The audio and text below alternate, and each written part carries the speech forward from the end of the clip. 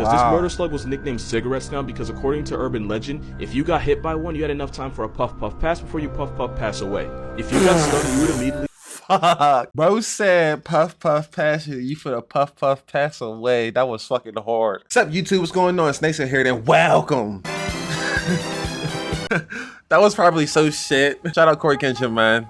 But we are reacting today to a video called Why I Throwed a Cactus Before I Go in the Ocean. Now, I'm not afraid of the ocean I wouldn't say I'm not afraid of the ocean because when I went to the beach a few months ago, the ocean is huge, bro. Like in person, like it'll swallow you alive. Listen to me, it'll swallow you alive.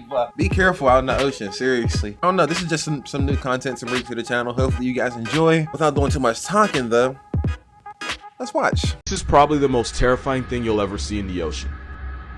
What is that? Oh my God. That thing is actually a big fin squid and it's believed to grow up to 26 feet long. Scientists believe they hunt by dragging those freakish arms across the ocean. Oh my God! Look! It goes all the way fucking down. What, bro? That's fucking disgusting. Accidentally brush up against it. But by far the scariest thing about this hell squid, we know almost nothing about it. We don't know how they mate, how they live. All we know for sure is that you can find them at the very bottom of the ocean at depths of up to 15,000 feet, which is more than half the height of Mount Everest. Here's the part that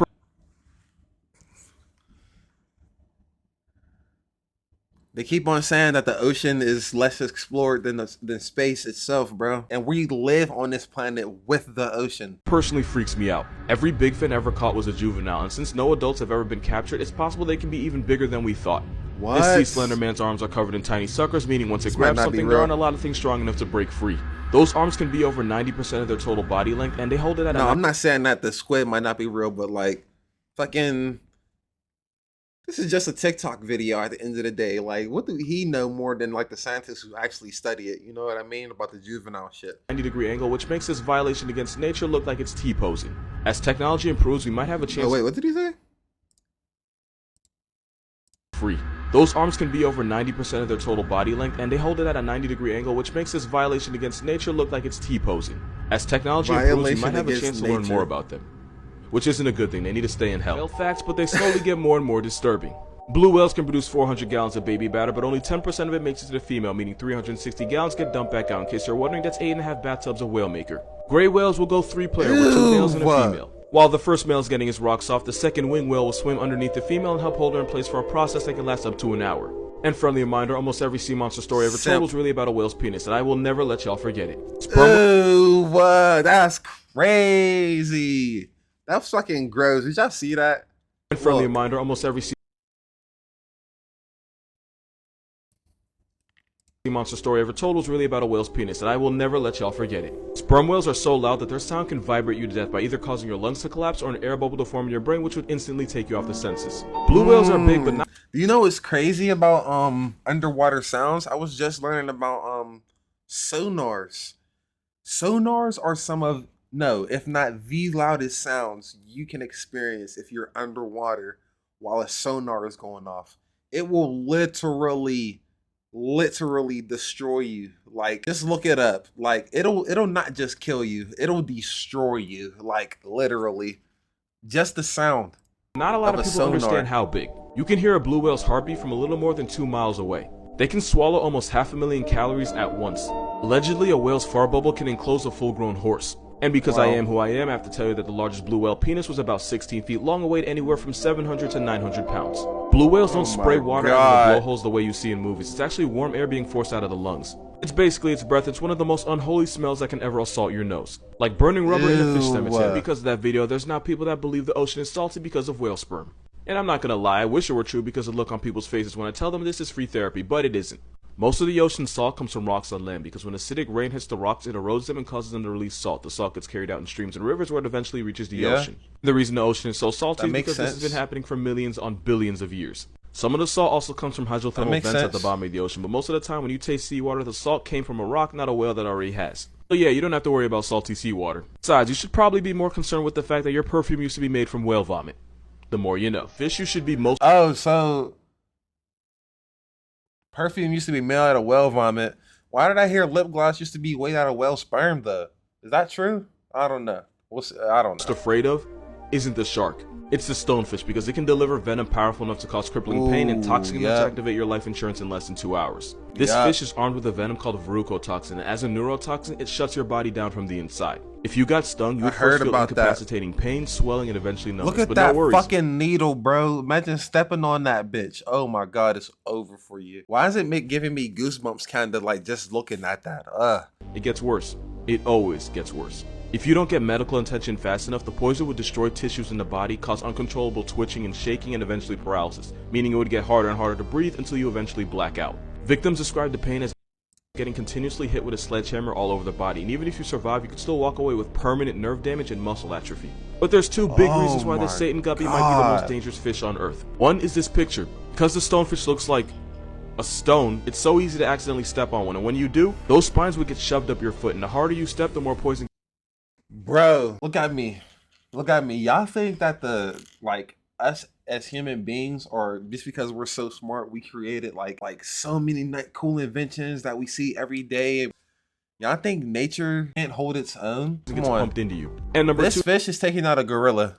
They can survive outside of water for up to 24 hours, meaning they don't have to be underwater to put you underground. Because Australia is the only place where mistaking a fish for a stone can get you the death penalty. You should never pick this shell up because it's actually one of the most venomous things on the planet. That's because the cone snail can shoot you with a harpoon at 400 miles per hour.